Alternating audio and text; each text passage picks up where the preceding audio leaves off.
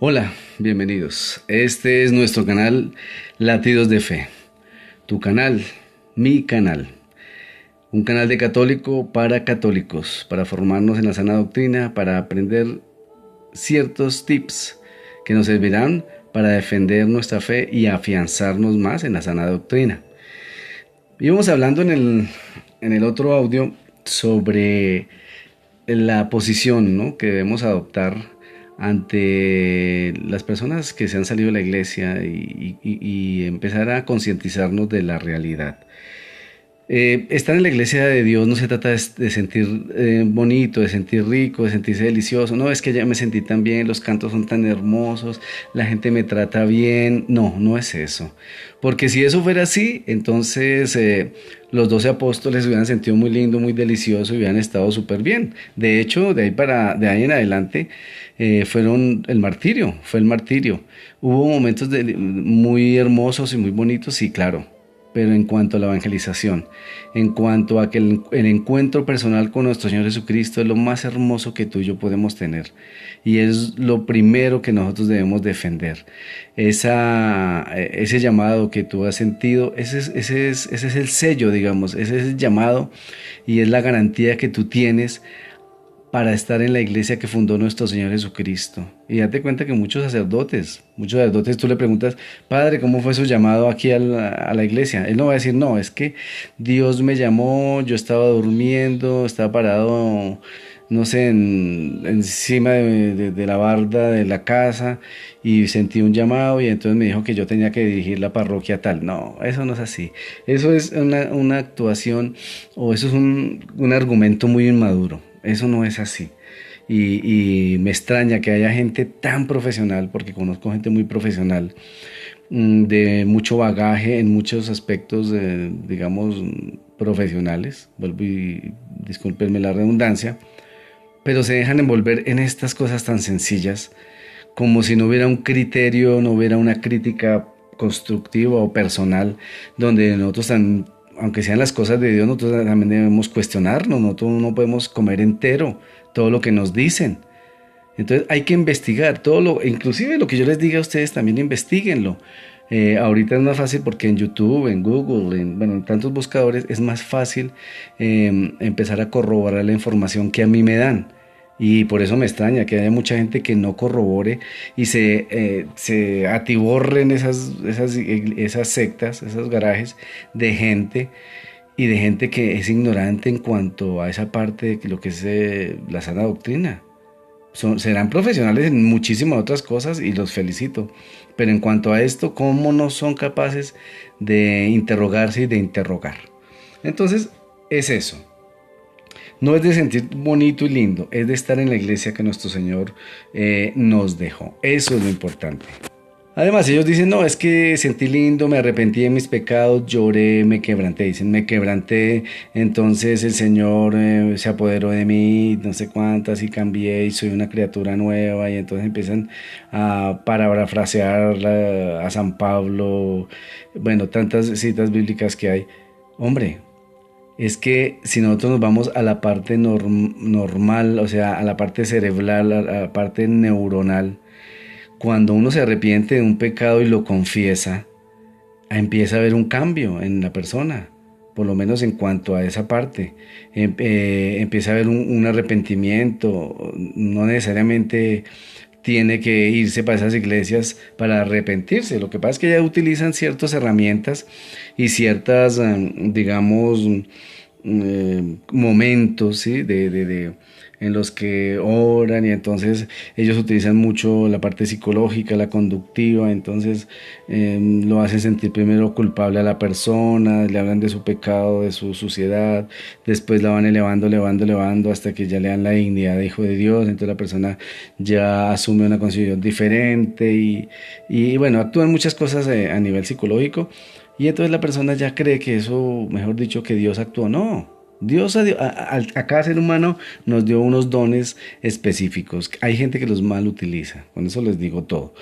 Y esto no es así tampoco, esto no es de sentir lindo y precioso, como yo les decía, esto es de actitud y de sinceridad con nuestro Señor. Además, No vamos a comparar, digamos, las cosas, solamente las cosas buenas. Pues sí, claro, hay cosas buenas, la atención, lo que yo les decía al principio.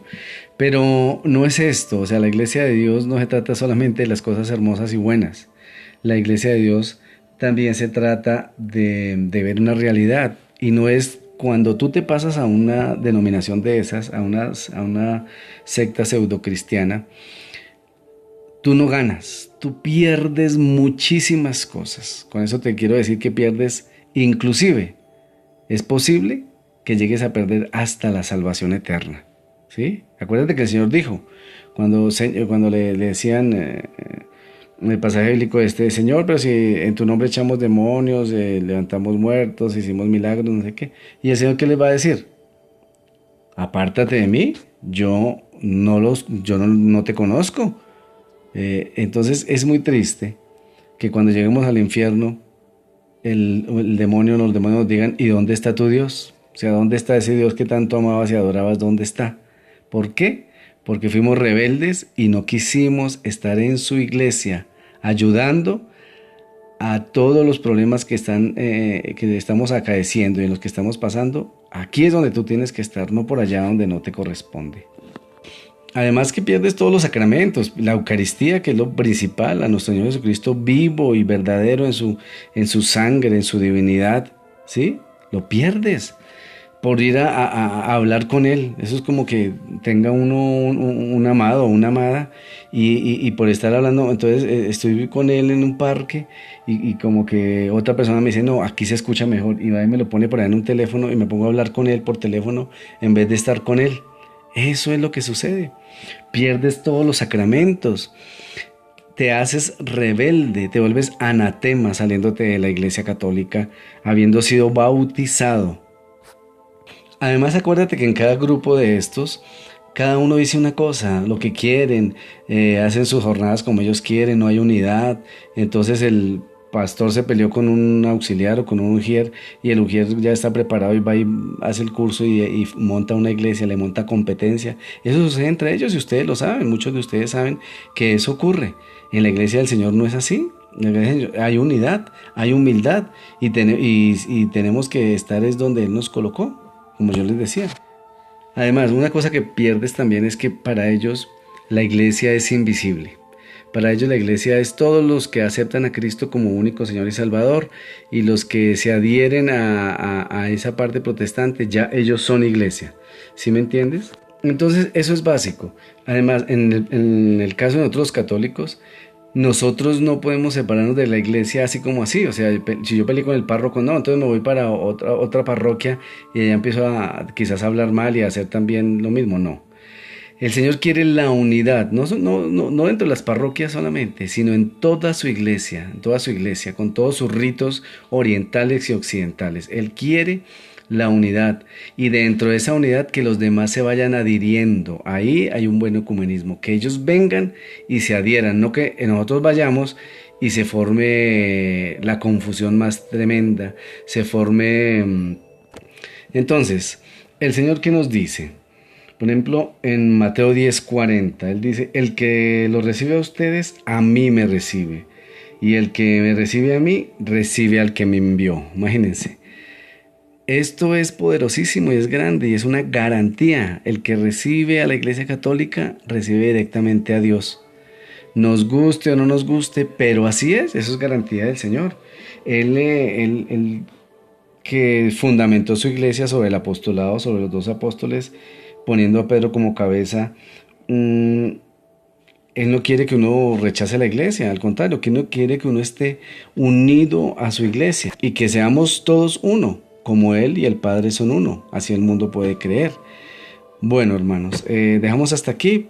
No se te olvide darle like, suscribirte, darle la manita arriba, hacer tus comentarios y comentarle a tu familia, a tus amigos, a tus allegados, que este canal es precisamente para eso, para ayudarnos en los momentos de crisis, en la resistencia que debemos hacer. Dios los bendiga y los guarde, en el nombre del Padre, del Hijo y del Espíritu Santo. Amén. Ave María Purísima, sin pecado concebida María Santísima. San José, varón prudente y justo, ruega por nosotros. Hermanos, que el Señor los bendiga, los guarde. Nos veremos en el próximo audio y espero que estés aprendiendo bastante. Dios te bendiga.